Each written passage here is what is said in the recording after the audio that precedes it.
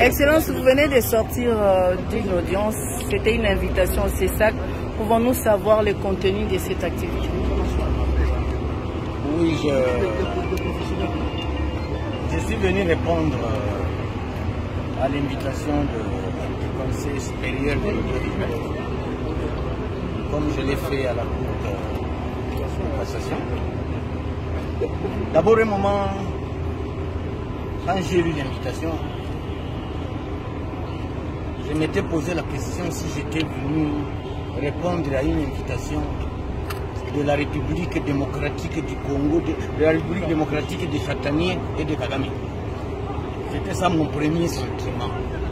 Est-ce que mon pays est devenu République démocratique des Châtaigniers ou de Kagame? C'était ça mon sentiment.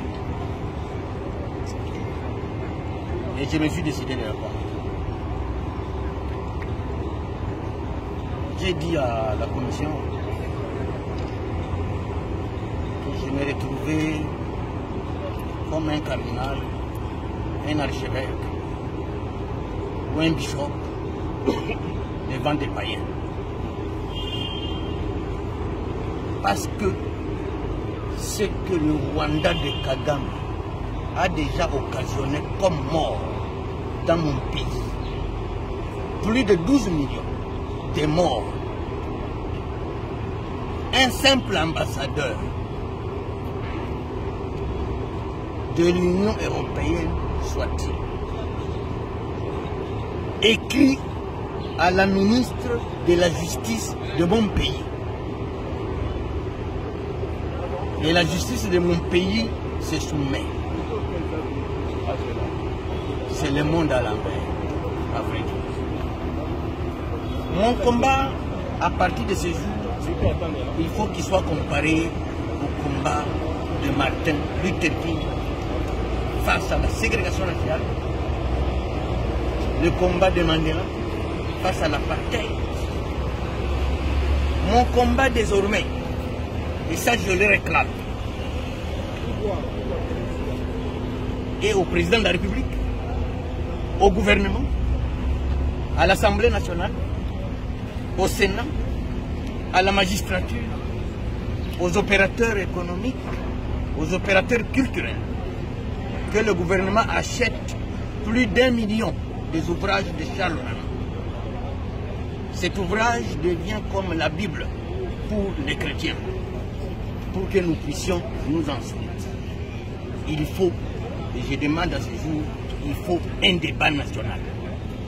Il faut un débat national autour de ce livre et autour des crimes commis en République démocratique du Congo. Et je demande à mon pays de poser la question à l'Union européenne.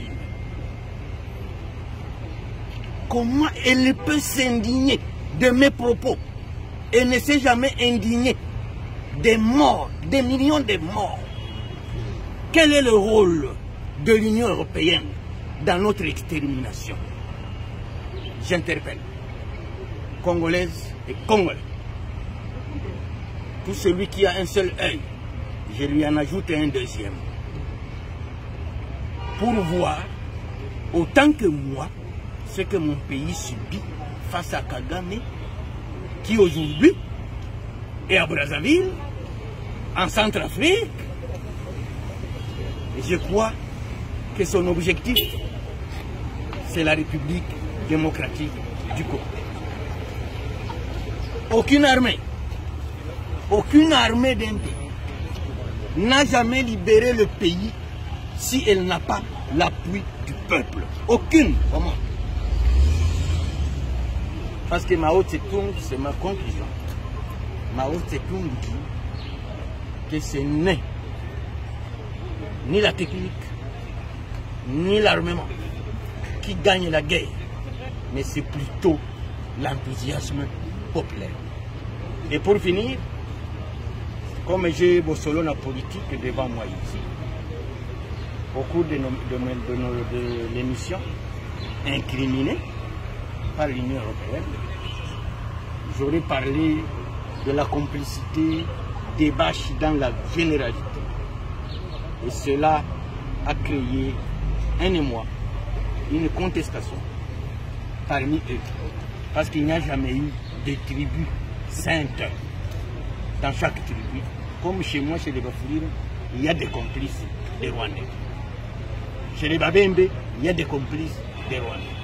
Chez les Bashi aussi, il y a des complices des Rwandais. Donc, je présente mes excuses aux Bashi que j'ai offensés publiquement.